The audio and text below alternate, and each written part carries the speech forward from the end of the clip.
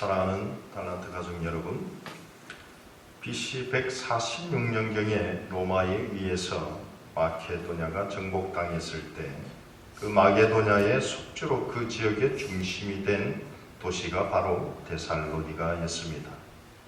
데살로니가는 항구 도시이면서 문학과 철학이 아주 번성한 도시였습니다.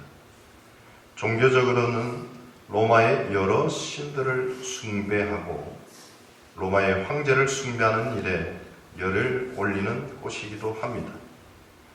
이집트의 종교까지 혼합되고 극도의 음란성의 문화가 극을 이루는 도시였습니다. 지금의 시대와 별 다를 바가 없는 곳이었습니다. 이러한 지역에 사도 바울이 2차 전도 여행 중에 세운 이방인의 교회가 바로 데살로니가 교회입니다. 바울이 2차 선교 여행 도중에 사도행전 16장 9절에 보면 마게도냐로 와서 건너와서 도라라는 환상을 보고 마게도니아 첫 성인 빌립보에 와서 복음을 전합니다. 빌립보는 로마의 군인들이 정착해서 군사의 도시로 로마에 충성을 하는 도시였습니다. 그런데 전에 빌립보의 바울이 로마의 정신, 로마의 황제가 주로 고백하는 그곳에서 예수 그리스도가 주라 고백하며 살았다는 것, 그리고 더군다나 그 수일을 머무는 동안 기도하는 거처에서 점치는 귀신 들린 그 요정을 예수 그리스도 이름으로 귀신을 쫓아내면서 그들이 계속해서 그들을 지극히 높은 하나님의 종으로서 구원의 복음을 전하는 자라고 계속해서 드러내자 이 귀신을 쫓아내면서 문제가 생기죠. 그 여종을 이용해서 이득을 취했던 그 주인들이 자기 수익에 그것이 손해를 보자 바울과 실라를 로마의 풍속을 따르지 않았음을 고하면서 그러한 이유로 심한 핍박을 하게 되고 결국 그들을 감옥에 갇히게 합니다. 그러나 여러분 16장이 너무나 잘 아시는 바울과 실라의 기도 중에 찬송과 기도 중에 지진이 일어나 천사의 도움을 받아서 그곳에서 유명한 구절이 있죠. 네가 예수 그리스도를 믿으면 너와 내 가정이 구원을 얻으리라 라는 그러한 복음의 역사가 있고 난 이후에 그들은 천사의 도움을 받아서 빌립보 감옥에서 나오게 되고 그 감옥에서 나오게 되자마자 마케도니아 수도인 데살로니가로 내려옵니다. 데살로니가 도시에서 마게도냐의 환상을 보고 빌립보를 거쳐 3주 동안 머물렀던 곳입니다. 사도행전 17장 2절에 의하면 바울이 자기의 규례대로 저희에게로 들어가서 새 안식일 3주 동안 성경을 가지고 강론하며 라고 얘기합니다. 최소한 3주 동안 머물렀던 곳입니다. 그런데요, 그 짧은 3주 동안에 아름다운 신앙의 열매가 있었습니다. 사도행전 17장 4절에 보면 그 중에 어떤 사람 곧 경건한 헬라인의 큰 무리와 적지 않은 기부인도 고난을 받고 바울과 실라를 쫓으나 라고 되죠. 회당의 가운데 또한 지도자 가운데 하나의 야손이 복음을 듣고 믿었습니다. 그리고 구약을 믿은 경건한 자들이 회당에서 모임을 가지고 있었습니다. 또한 여성들이 활발하게 일하는 도시였는데 그 기부인들이 복음을 듣고 예수를 믿는 역사들이 일어났습니다. 이러한 복음의 열매들이 있었지만 그곳에 있는 유대인들의 선동에 의해서 짧은 기간 정도밖에 머물 수가 없었습니다. 그래서 사도 바울은 그곳에서 감사하게도 데살로니가 교회를 개척하고 곧 추방을 당하게 됩니다. 사도 바울은 그 일행들과 3주 동안 머물면서 세운 그 데살로니가 교회를 떠나면서 막 복음을 받아들인 그 성도들을 향해서 많은 염려를 가지고 그것을 떠나게 됩니다. 그런 이유 때문에요. 그 후에 몇 달이 지난 다음 그들의 믿음을 굳게 하라라고 하면서 믿음의 아들 디모데를 그곳 교회에 파송하게 됩니다. 그리고 고린도에서 다시 디모데와 재회를 한 사도 바울은 그 디모데를 통하여 그곳의 데살로니가 교회에 대해서 아주 자세히 얘기를 듣게 됩니다. 그곳 교회에 어떠한 아름다운 신앙의 열매가 있었는지, 그 교회의 문제가 무엇인지 여러 얘기를 듣고 그가 그 문제에 대해서 즉시 펜을 들고 써내려 간 것이 데살로니가 전서입니다. 오늘 읽은 본문은 그 중에 아주 첫 문안인사이죠. 데살로니가 교회는 사도 바울을 통하여 충분히 양육을 받지 못한 것 때문에 당시에 믿음을 받아들인 자 중에요, 몇 명의 지체들이 예수를 믿는다는 이유로 죽임을 당하였습니다. 데살로니가 교인들이 이러한 죽음 이후에 상당히 많은 혼란을 가지게 되었다는 소식을 전해 들었을 뿐만 아니라 또한 그들은 예수 그리스도가 재림하였을 때 그러면 죽은 성도들은 도대체 어떻게 되는지 여러 가지 궁금증이 많았습니다. 또한 이러한 문제들이 결국엔 궁금증으로 끝나면 되는데 그들을 불안하게 하고 두렵게 하고 염려하게 하는 그 모습들 때문에 사도 바울은 신속하게 그러한 문제들에 대해서 써내려갔던 것입니다.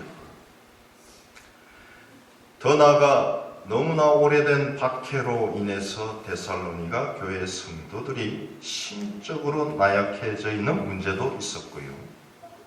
게으름이나 나태함으로 인해서 비롯된 신자들 사이에 가난하고 궁핍한 문제가 또한 있었습니다. 그리고 성적인 그러한 거룩함이 무엇인지 그러한 문제들로 인해서 빚어지는 여러 문제들에게 대하여 사도 바울은 올바른 권면을 하고자 했습니다. 어쩌면 이 데살로니가 이방인 세계에 세운 이 데살로니가 교회는 지금 우리의 달란트 교회의 모습들로서 보는 것과 비슷한 것 같습니다. 지금의 이 음란한 세상 속, 자기 중심을 쫓아가는 세상, 돈을 주인으로 모시고 살아가는 이 세상 속에서 시드니 중심가가 아닌 그 변두리에 하나님께서 이곳에 달란트 교회를 세우신 이유가 있다라는 것이죠. 자, 그 달란트의 한 지체로서 지금 이러한 세상 속에서 어떻게 살아가야 되는지를 여러분 데살로니가 전후서를 읽으면서 한번 여러분 자신을 점검해 보시되 오늘은 1장 1절부터 3절까지를 통하여 한번 우리에게 주시는 말씀을 살펴보기를 원합니다. 1절 말씀을 한번 다 같이 한번 읽어보겠습니다. 시작. 바울과 스데반노와 디모데는 하나님 아버지와 주 예수 그리스도 안에 있는 데살로니가 교회에 편지하노니 은혜와 평강이 너희에게 있을지어다. 자, 1절에 누가 언급이 되고 있습니까? 세 명이 언급되고 있습니다. 누구죠? 바울과 실로아노와 디모데. 자, 왜 사도 바울이 이 데살로니가 전서를 데살로니가 교회 편지를 쓰면서 이 세 사람을 언급했는가? 아주 중요한 이름들입니다. 그것은 바로 바울과 실로아노와 디모데를 통하여 이 교회가 세워졌다는 것입니다. 실로아노는 여러분이 잘 아는 신라입니다. 그래서 바울이 바나바와 결별하고 함께 전도여행을 떠났던 인물인데 실로아노는 로마식의 이름 표기입니다. 자, 실로아노는 유대인이었습니다. 그런데 디모데는 유대인 어머니와 헬라인 아버지에게서 태어난 이방인 출신입니다. 결국 이들이 2차 전도 여행 중에 데살로니가 교회를 세운 장본이라는 것을 지금 1절에서 밝히고 있습니다.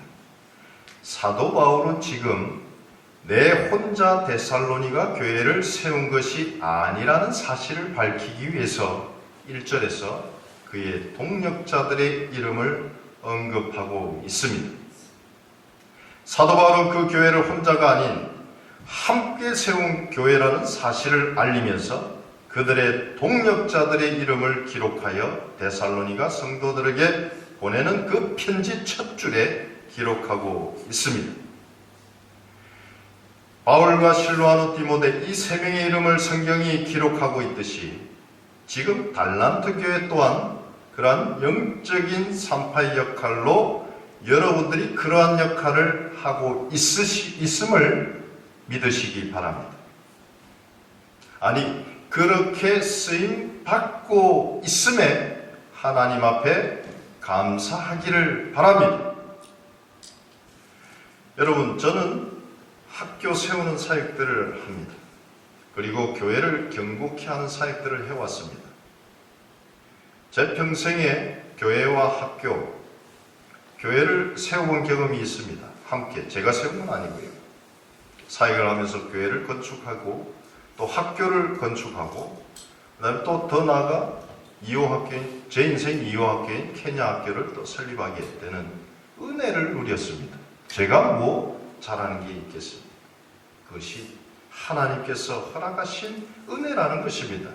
여러분, 이 작은 교회에 6가정이 모여서 예배를 드리지만 이 교회를 하나님 세우시기 위해서 예수 그리스도의 그 핏값으로 사신 교회 여러분을 부르셨다면 여러분은 그 교회의 영적인 산파, 핵심 인물이라는 것입니다. 그렇게 쓰임받고 있으면 여러분 감사할 줄 아는 여러분이 되시기를 바랍니다. 그리고 우리가 기억해야 할 중요한 진리가 있습니다. 세 명의 이름을 언급한 이후에 1절 중간에 성경이 이렇게 얘기합니다. 하나님 아버지와 주 예수 그리스도 안에 있는 데살로니가의 교회에 라고 얘기합니다. 자, 교회는 하나님 아버지와 주 예수 그리스도 안에 있는 사람들로 구성된다는 것입니다. 그냥 아무나 끌어다가 교회 분위기가 좋으니까, 다른 교회가 다르니까, 설교가 좋으니까 우리 교회 한번 와봐, 이런 식의 것으로 교회를 이룬다는 것이 아닙니다. 교회는 반드시 성도들의 고백 속에 진실로 하나님은 아버지시며 예수가 나의 구원자이시며 나의 주인이라는 신앙의 고백을 하는 자들의 무리라는 것입니다. 내 중심으로 사는 자들이 모이는 것이 아닙니다. 하나님을 아버지로 부르는 자녀로서 하나님 앞에서 아버지를 경외함으로 살아가는 자들의 모임이라는 것입니다. 여러분, 하나님 아버지 앞에서 여러분 그분을 경외함으로 살아가십니까? 하나님 아버지는 인격적인 하나님이라고 지난주에 얘기하였습니다. 그 인격적인 하나님은 우리가 하는 모든 행동들을 다 보고 계신다는 것입니다. 여러분이 하나님 앞에서 하나님께서 보고 계신다는 것을 인식하지 못하고 여러분이 행동을 한다면 여러분은 인격의 하나님을 무시하는 것입니다. 인격적인 하나님은 우리가 말하는 모든 얘기들을 다 듣고 계십니다. 여러분, 혹시 여러분이 남을 험담하거나 다른 사람이 보지 않는다고 그 사람에 대해서 욕을 하거나 그렇게 사소하게 비판하거나 정죄하거나 하지 않습니까? 그 사람은 듣지 아니하여도 하나님은 반드시 모든 것을, 여러분의 입에서 나오는 모든 것을 듣고 계신다는 사실을 기억하십시오. 사람의 몸 중에 3가지는 여러분이 마음대로 컨트롤할 수 있지만 세 가지는 컨트롤할 수 없답니다. 컨트롤할 수 없는 세 가지가 무엇일까요?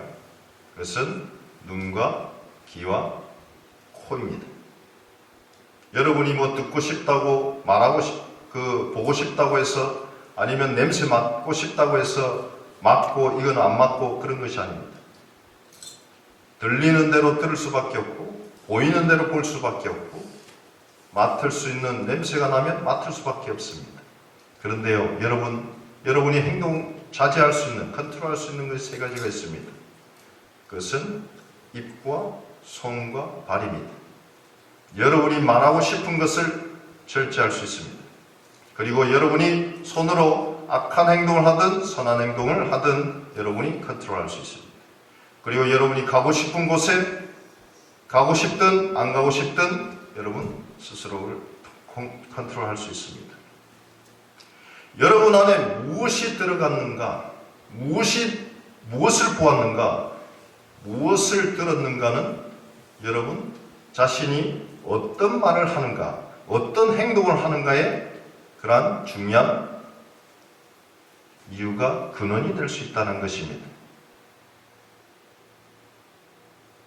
인격적인 하나님은 여러분 하는 모든 얘기들을 다 듣고 계십니다. 그래서 하나님 앞에서, 인격적인 하나님 앞에서 여러분이 행동하기를 바랍니다. 인격적인 하나님은 우리가 처한 상황과 그 모든 것을 다 알고 계십니다.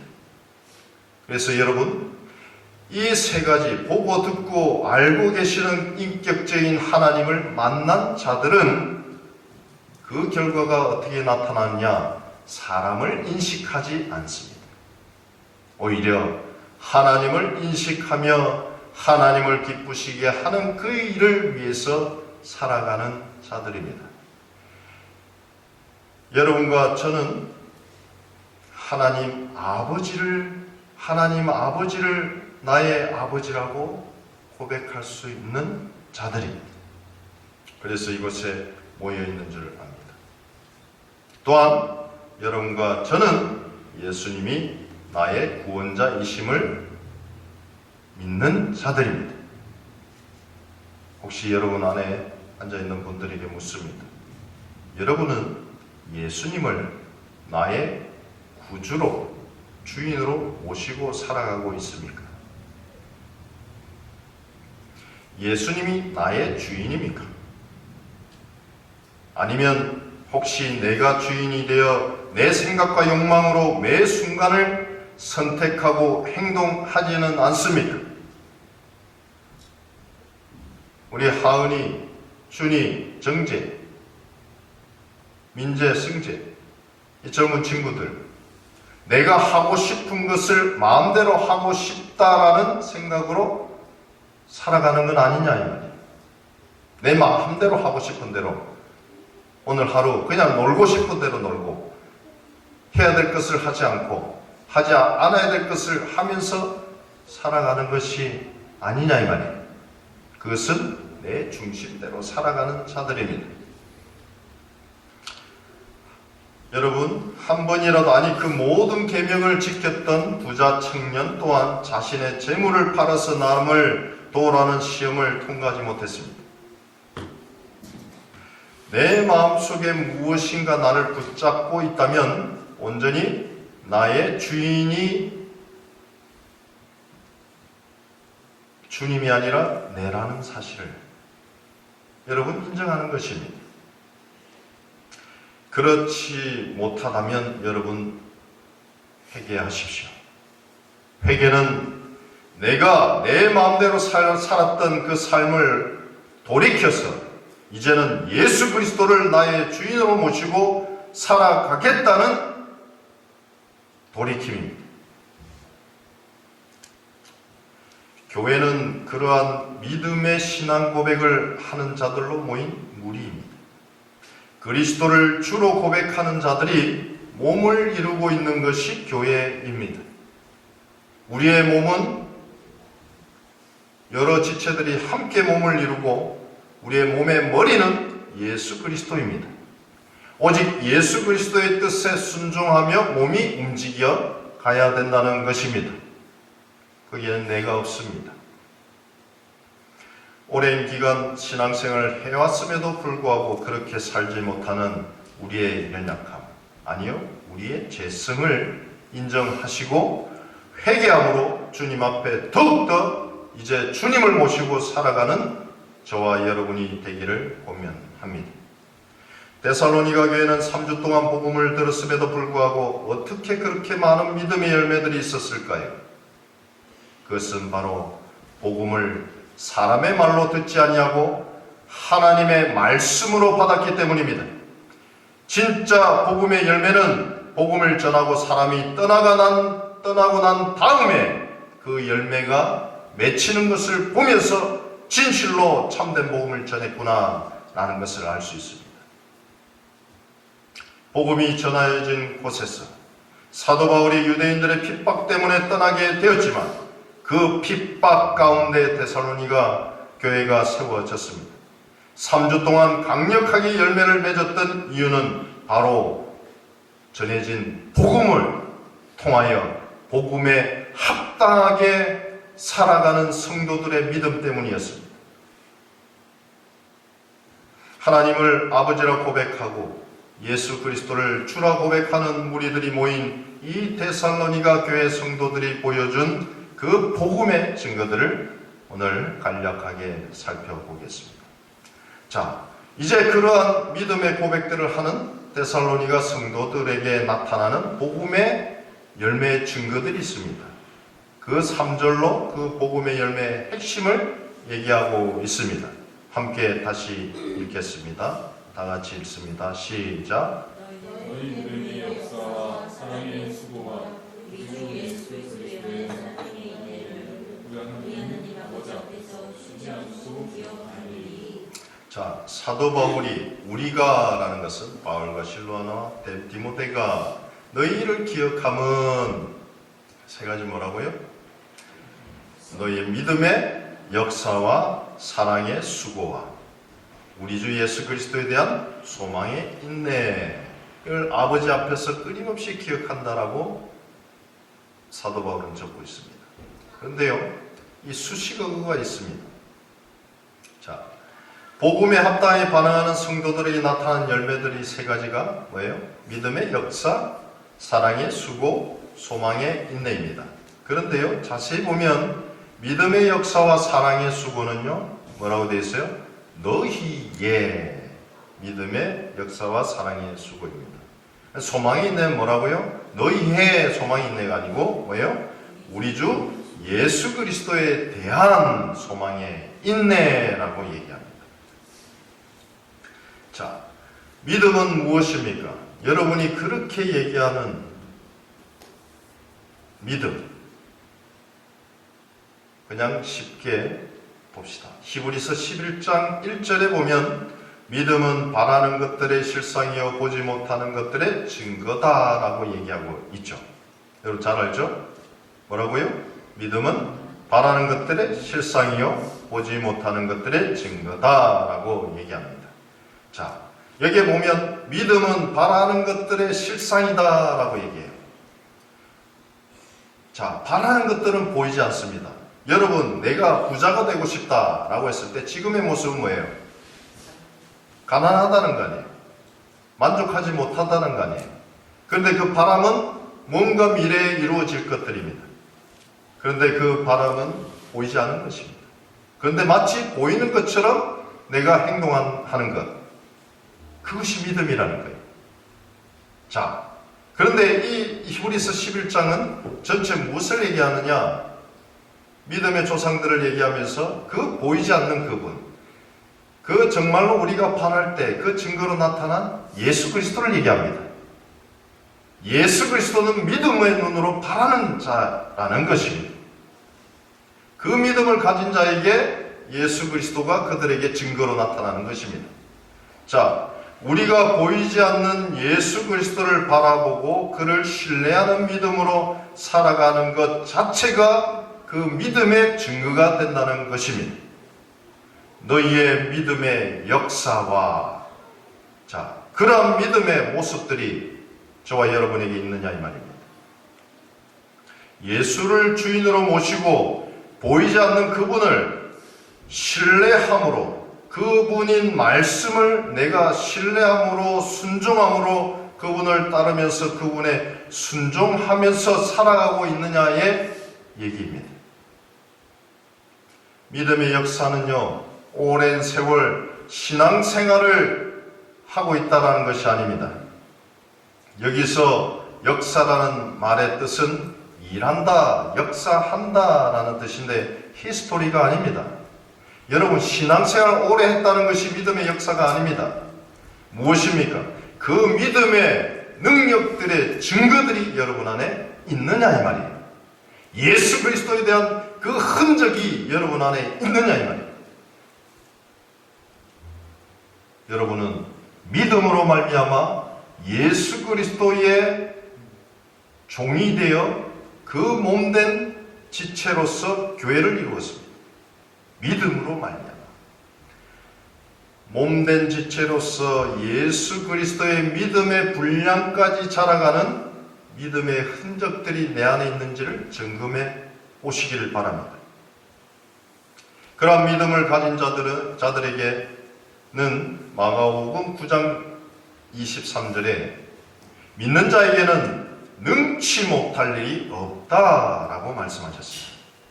자, 믿음의 능력에 대해서 말씀하시면서 마태복음 17장에서는 너희가 만일 믿음이 한 겨자씨만큼만 있으면 이 산을 명하여 여기서 저기로 옮기라 하여도 옮길 것이요 또 너희가 못할 것이 없느니라 라고 말씀하시고 계십니다. 자, 믿음의 능력을 강조하는 말씀입니다. 그러나 이러한 믿음의 결국은 무엇이냐? 구원입니다.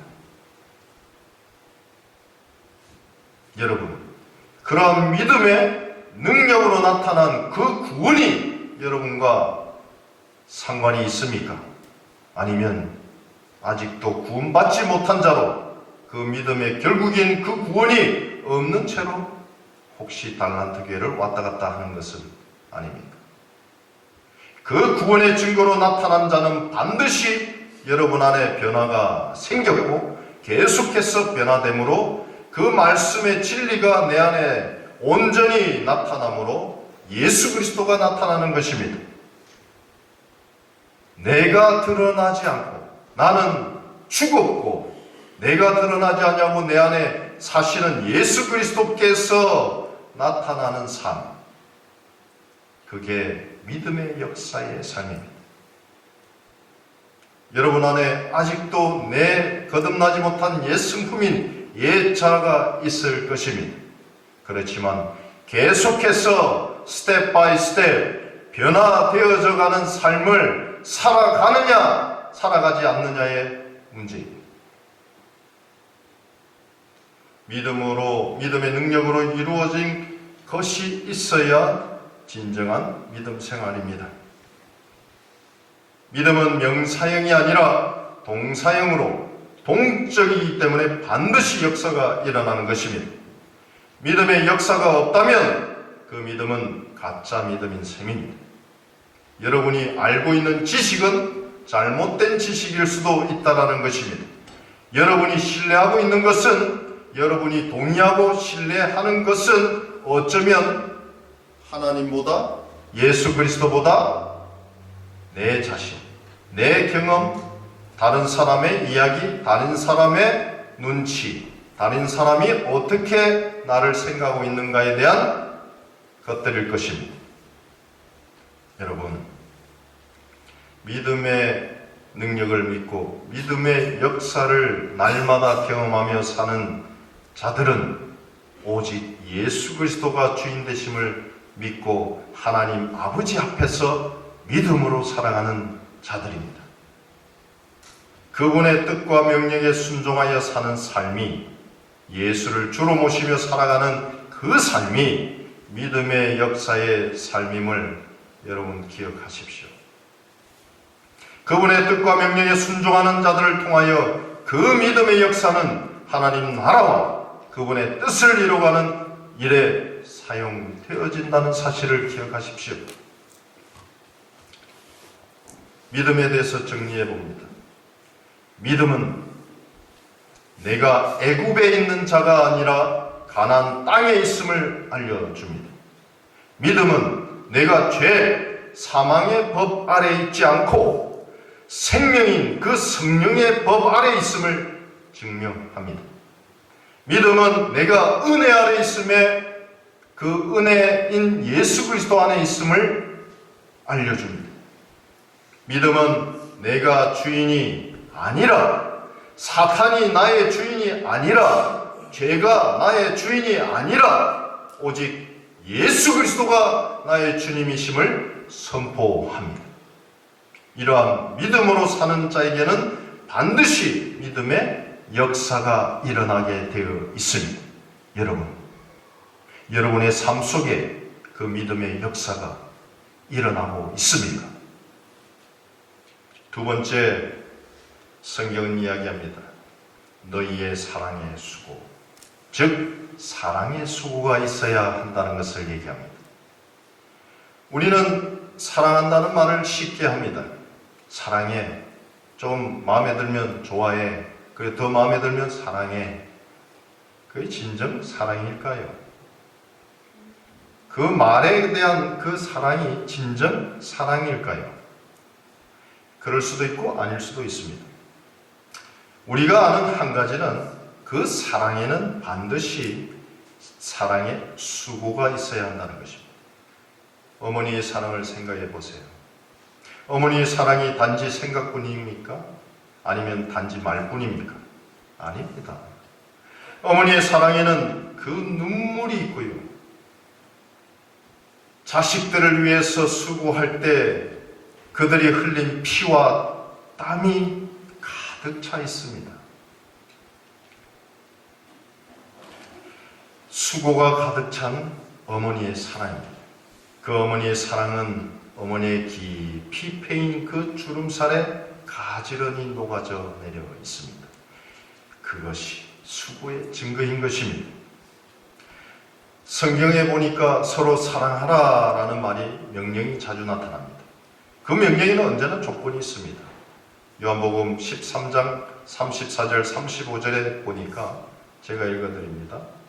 새 계명을 너희에게 주노니 서로 사랑하라. 내가 너희에게 사랑한 것 같이 너희도 서로 사랑하라.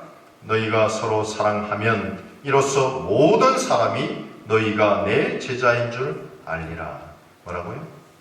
너희가 서로 사랑하면 우리 안에서가 아니라 모든 사람이, 이 세상의 모든 사람이 내 제자인 줄 알리라 라고 얘기해요. 자, 하나님께서요 어떠한 조건을 주시냐면 내가 너를 사랑한 것 같이 너희들도 서로 사랑하라 라고 하는 것입니다. 하나님께서는 먼저 우리를 사랑하셨습니다.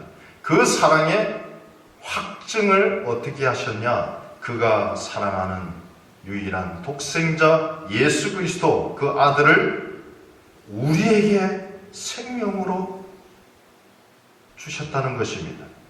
여러분, 한번 생각해 보십시오. 하나님이 우리 자신을 얼마나 사랑하냐면요, 그 사랑하는 독생자 아들 예수 그리스도, 그분을 십자가에서 죽이시면서 그 고통을 보시면서도 그 아들이 겪는 그 십자가의 그 아픔보다 더 우리 자신이 죽음으로 가는 그것이 더 하나님 아버지 앞에서는 마음이 더 아팠던 것 같습니다. 그래서 그 아들을 죽이면서까지 우리를 살리내려고 하셨던 그 아버지의 그 마음이 사랑이었습니다. 우리를 사랑하시는 그 이유 때문에 하나님은 하나님의 모든 것인 그 아들 예수 그리스도를 이 부족하고 더러운 이 죄인 때문에 그 아들을 죽이셔야만 했습니다. 그것이 아버지의 사랑입니다. 히브리인들은요, 그 사랑을 동사로 이해하지 않습니다. 우리는 그 사랑을 어떻게 이해합니까? 형용사로 이해합니다. 아름다움, 사랑하는 이런 형용사 아니면 명사로 이해하지만 히브리인들은 그 사랑을 동사로 이해하면서 그 사랑을 실천하며 살아간다고 합니다. 그들은 사랑하라는 그 명령에 다음 세 가지로 반응하고 실천합니다.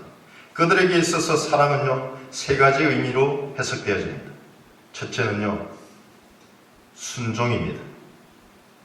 하나님의 사랑을 아는 자는요, 순종함으로 그 사랑을 실천합니다. 요한복음 14장 21절에 나의 계명을 지키는 자라야 나를 사랑하는 자니 나를 사랑하는 자는 내 아버지께 사랑을 받을 것이요 나도 그를 사랑하여 그에게 나를 나타내리라. 사랑하는 자는 반드시 그 아버지의 계명을 순종하는 자라는 것입니다.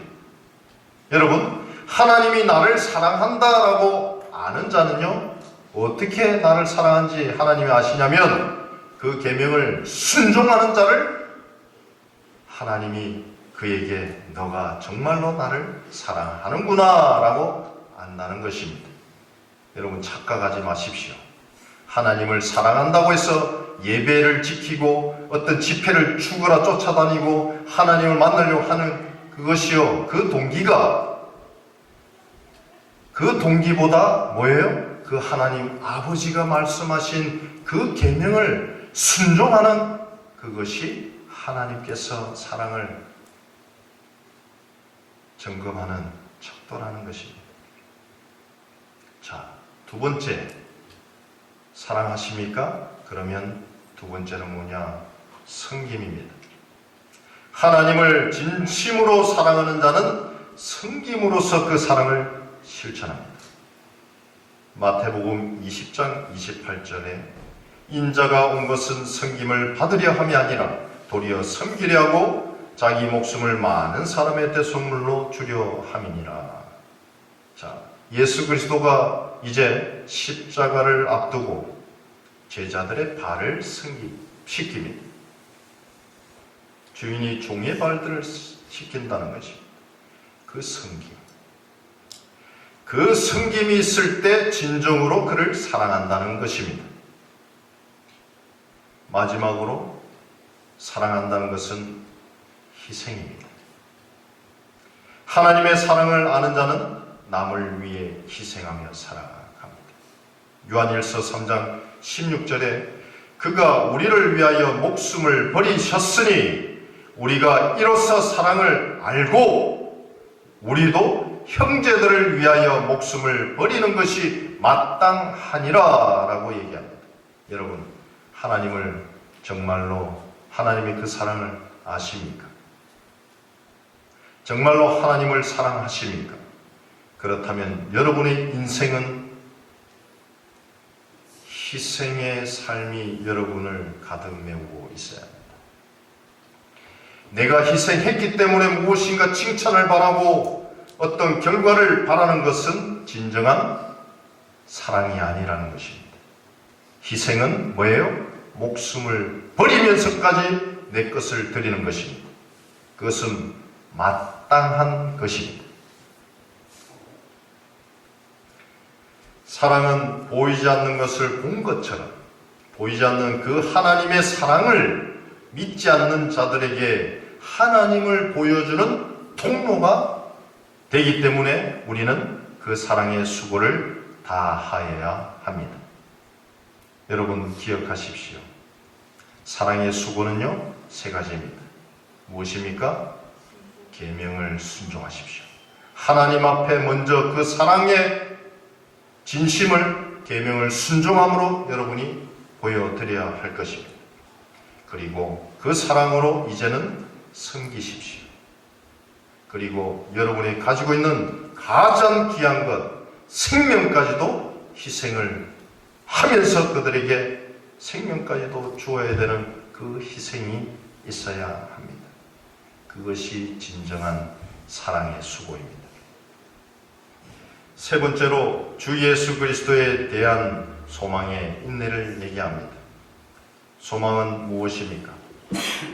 바라는 것은 기대하는 것입니다. 믿음이 바랄 수 없는 중에 바라는 것이라고 하면 그 믿음은 항상 소망과 함께 바라보는 것입니다. 바라볼 때 그 실제를 보는 것이 믿음이듯이 그렇게 바라는 것이 소망이며 그 믿음의 실상을 바라게끔 하는 것이 소망인 것입니다. 여러분, 그러한 소망은 태양에서 빛이 나오듯이 그 소망은요, 어디에서 나오냐? 하나님으로부터 그 소망이 나온다는 것입니다. 여러분이 무엇을 바라보느냐라는 것입니다.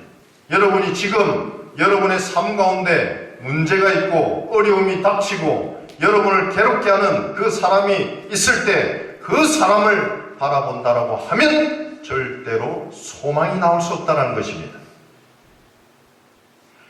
여러분, 내 자녀들이 지금 말씀을, 예배를 드리자, 말씀을 보자, 이 부모의 말씀을 너희가 이스라엘아 들으라 라고 얘기했을 때, 들으라는 것은 뭐예요? 내 말을 좀 들으라 이 말이에요. 너희들이 그 하는 행동은 이 부모로서 아빠가 기뻐하지 않는 거야. 그러니까 이대로 해야지만 너희가 앞으로 더 나은 삶을 살아갈 수 있어 라는 권면이자 정말로 충고잖아요. 그것처럼 여러분 자녀가 그렇게 뛰어놀고 여러분의 마음을 귀찮게 하고 내 말을 거역한다 할지라도 여러분 부모로서 여러분이 믿음을 가졌다라는 것은 뭐냐? 소망을 가졌다라는 것은 뭐냐? 여러분, 그 아이들의 그 모습 그대로 지금의 모습을 바라보는 것이 아닙니다. 그 아이 또한 하나님의 때에 하나님이 기뻐하신 자로 변화될 그 때를 바라보면서 그 아이를 대할 때 그 자가 믿음의 소유를 한 자입니다. 소망으로 그들을 바라보는 것입니다. 그것은 무엇입니까? 그들을 바라보기 이전에 그들을 다스리고 그들을 인도해가는 하나님을 바라보는 것입니다. 거기에서 소망이 나오는 것입니다. 여러분의 눈으로 바라보는 것은 지금 보여지는 것들일 수 있습니다. 여러분, 소망을 가진 자는요, 반드시 하나님의 눈으로 하나님의 마음으로 이 땅을 바라보는 것입니다. 여러분, 예수 그리스도에 대하여 대한 소망이 있네. 그 소망은 예수 그리스도는 이 땅을 타락으로 떨어져서 멸망할 땅으로 보지 않았습니다. 그들을 침뱉고 예수 그리스도를 침뱉고 저주하고 욕하는 그들을 인간의 눈으로 바라보지 않았습니다. 하나님의 마음으로, 하나님의 때에 그들 또한 하나님의 백성답게 변화될 것이라는 그 마음으로 바라본 예수 그리스도처럼 여러분들은 또한 여러분의 주변에 어려움이 있습니까? 내 삶이 풀리지 않는 문제들이 있습니까? 나를 괴롭게 하고 나에 대해서 불평한 말을 하고 나를 험담하고 판단하고 정죄하는 사람들이 있습니까? 그들을 소망의 눈으로 바라보십시오. 소망으로 바라보는 자는 그 뒤에 역사하시는 하나님을 볼 것이고 예수 그리스도가 이 땅을 바라보면서 인내하셨던 그 사랑의 인내가 여러분 안에 소망의 인내로 주어질 것입니다. 정리하겠습니다. 여러분, 주 안에 있는 자에게 소망이 있습니다. 소망이 있는 자에게는 기쁨이 있습니다. 그래서 그는 하나님 안에서 기뻐하고 즐거워할 뿐만 아니라요, 환난이 임해도 기뻐하고 즐거워한답니다. 그 자는 소망의 인내를 이룰 수 있는 자이기 때문입니다. 그 자에게 사랑이 부음받는다라고 로마서 5장에는 얘기합니다. 여러분, 여러분의 인생 가운데 좌로나 우로나 치우치지 말라라는 것은 뭐냐? 목표가 있는 것도 중요하지만 목표보다 더 중요한 것이 있습니다. 그것이 뭐냐? 기준입니다. 기준. 여러분의 삶의 기준, 그 삶의 기준이 오늘 얘기한 믿음의 역사가 날마다 내 안에 증거로 남아 있고 증거가 계속해서 일어나고 있는가? 내 삶에, 지금의 삶에 사랑의 수고가 있는가? 그리고 지금 이 어려운 세대에 정말로 힘들고 어려운 상황 속에서도 예수 그리스도를 소망으로 바라보고 있는가? 그래서 예수 그리스도 때문에 인내하고 있는가? 그 삶의 기준이 저와 여러분의 기준이 되었으면 좋겠습니다. 그래서 하나님께서 여러분을 기억할 때 믿음의 역사와 사랑의 수고와 예수 그리스도에 대한 소망의 인내를 가진 착하고 충성된 마땅히 행할 바를 행하고 그 칭찬을 받지 아니하고 그 영광을 아버지께 돌린 내 착한 종이라는 그 칭찬을 하나님 앞에서 받게 되기를 간절히 바라고 축원합니다. 기도하겠습니다.